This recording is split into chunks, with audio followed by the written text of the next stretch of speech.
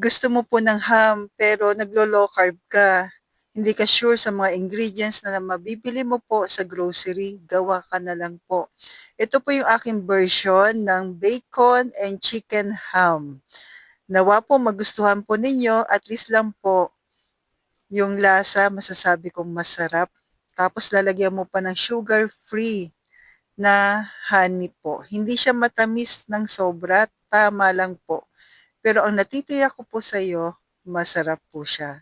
Basta tama ang pagkaluto, alam ko mai-enjoy mo po ito po. So ito pong ating honey po ay available sa Grindahan. Pero una kailangan natin ng bacon slice na pork at chicken po, mga 3 porks po ito na kilo.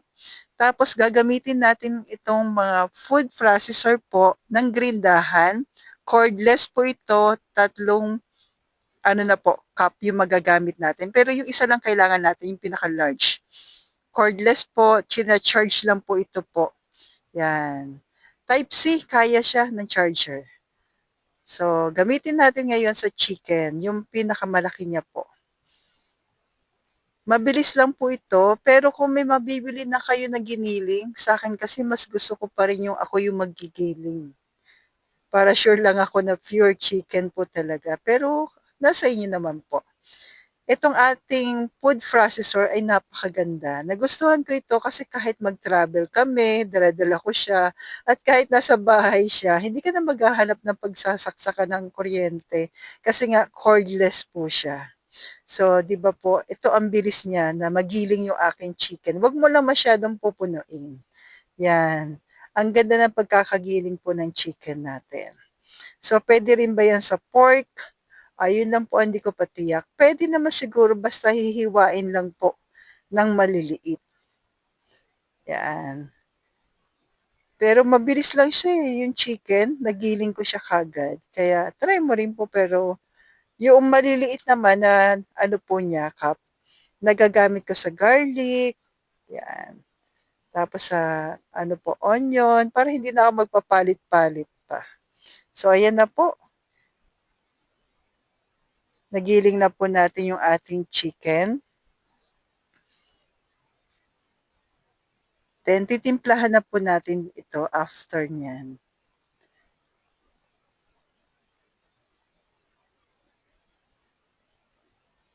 So, una, pantimpla po natin, garlic powder, tapos 2 teaspoon po. 2 teaspoon ng garlic powder, then 1 teaspoon po ng onion powder, tapos salt po, 2 teaspoon din po. Rock salt na po yung ginamit ko dito. White pepper po ay 1/2 tablespoon. Tapos mayo, 3 tablespoon po na mayo.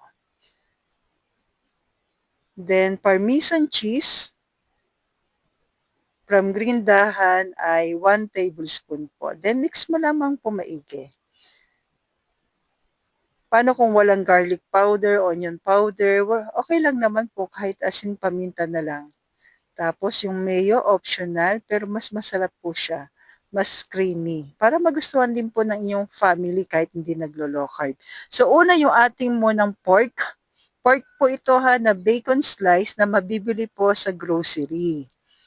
Yan. Ilalagay po natin sa pinaka-tray po natin ng loaf bread. Diyan po natin ilalagay. Habang naka-preheat na po yung oven na 180 Celsius in 20 minutes, yes po, i-oven natin siya. Paano pag walang oven? Improvise oven, pwede rin naman, pero medyo matagal po ito. Kasi meat po ito eh, abutin ng mga 1 oras. Yan. So, pupunuin lang po natin ng ganito. Assemble lang natin ng ganito po yung ating pinaka-tray na loaf bread. Yan, ng bacon slice. Then, ilalagay natin sa pinakagitna po yung chicken breast natin na tinimplahan natin kanina. Yan. Kalahati lang muna po yung ilalagay natin. Then, after nyan, optional, naglagay po ako ng cheddar cheese na pang low carb. Available sa Grindahan. Pero naisip ko po, nung Maalala ko parang maganda siya rin na mozzarella cheese, mi-mix. Kasi alam mo yung i-slice mo siya habang mainit tapos nagme-melt. Ay, tiyak magugustuhan kahit ng kids. Tapos tatakpan niyo na po ng giniling. Then after niyan, ayan po makikita niyo naman sa, video po, yung ating meat, 'yan. So yan na po, isasalang na natin sa ating oven na 180 Celsius po in 40 to 60 minutes.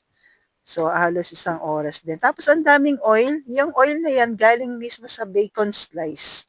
So okey lang po yan, itabi niyo na po. Then ito na po, meron ka ng napakasarap po. Para sa'kin, parehas po ng ham, basta meron siyang honey na sugar free. So stay low carb.